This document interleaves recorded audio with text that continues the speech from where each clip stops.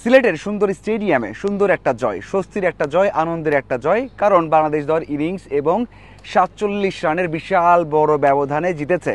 এটা একেবারে অপ্রত্যাশিত নয়। বাংলাদেশ দল জয় পাবে, বড় জয় পাবে, সেটা প্রত্যাশিতই ছিল এবং সেভাবেই বাংলাদেশ দল জিতেছে। ব্যাটে বলে দারুণ পারফরমেন্স করেছে। তাইজুল ৩ উইকেট নিয়েছেন, মুরাদ ৪ উইকেট নিয়েছেন। ২ ইনিংস মিলিয়ে মুরাদের সংগ্রহ ৬টা উইকেট। অন্যদিকে ব্যাটারদের মধ্যে ২টা সেঞ্চুরি এবং ৩টা 50। সেই দিক থেকে এমন একটা জয় তো সবাই প্রত্যাশা করতেই পারে এবং উইকেটটা খুব ভালো ছিল।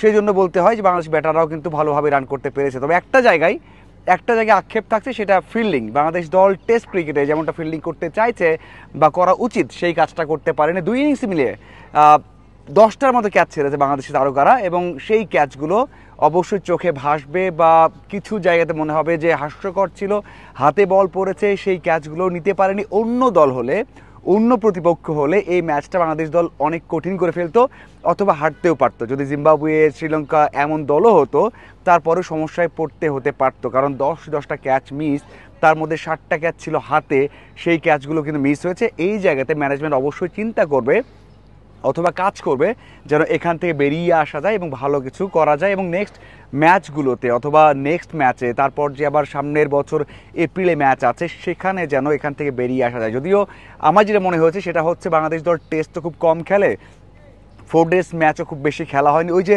লং টাইম ফোকাস রাখা, লাল বলে ক্যাচ ধরা, খুব হাই ইন্টেন্স রাখা, সেটা ঠিক রাখতে পারেনি। যদিও সেকেন্ড ইনিংসেও সেই ম্যাচগুলো হয়েছে, এটা মাথায় রাখতে হবে বাংলাদেশ দলকে।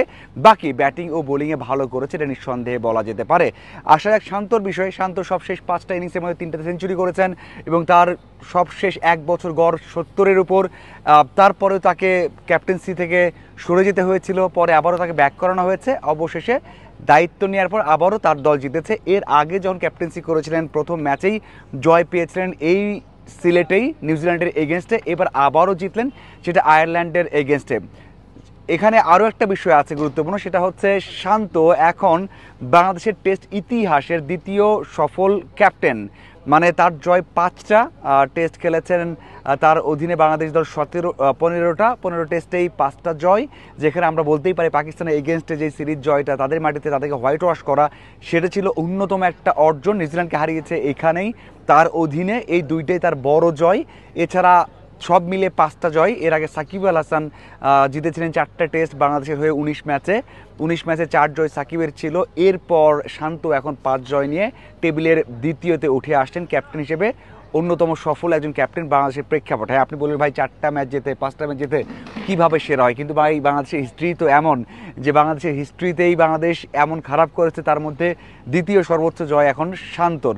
সবার উপরে আছেন মুশফিকুর রহিম, তার জয় 27টার মতো ম্যাচে ক্যাপ্টেন্সি করেছেন, তার অধীনে বাংলাদেশ দল জিতেছে 60টা ম্যাচ। আর সেই দিক থেকে অবশ্যই শান্তর সামনে অনেক সম্ভাবনা আছে। নেক্সট ম্যাচ জিততে পারলে 6টা হয়ে যাবে।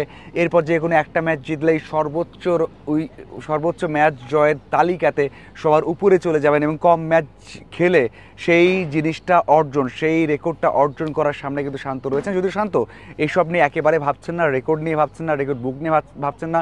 সবসময় বলে যান যে আসলে আগের রেকর্ডগুলো ভেবে লাভ নেই বা কোনোভাবেই এই রেকর্ডগুলোকে বড় করে প্লেয়ারদের মধ্যে বা তারকাদের মধ্যে ওই যে আত্মবিশ্বাসটা কে বেশি ফুলিয়ে ফাঁপিয়ে বড় করা, সেটা না করা, এসবই কিন্তু বলেছেন যে আমরা যেখানে আছি ভালোভাবে থাকতে চাই, এখান থেকে আস্তে আস্তে উপর দিকে যেতে চাই, রেকর্ড নিয়ে ভাবছি না। তার মানে এটা নিশ্চিত যে শান্ত চান দলটাকে ভালোভাবে লিড করতে এবং আরও বেশ কিছু ভালো মুহূর্ত বাংলাদেশ দলকে উপহার দিতে। আপাতত বাংলাদেশ দলের বিশাল বড় একটা জয়, 47 রান এবং ইনিংসে, সাথে হচ্ছে শান্তর রেকর্ড এবং দলের পারফরমেন্সে দলের সবাই খুশি আছেন।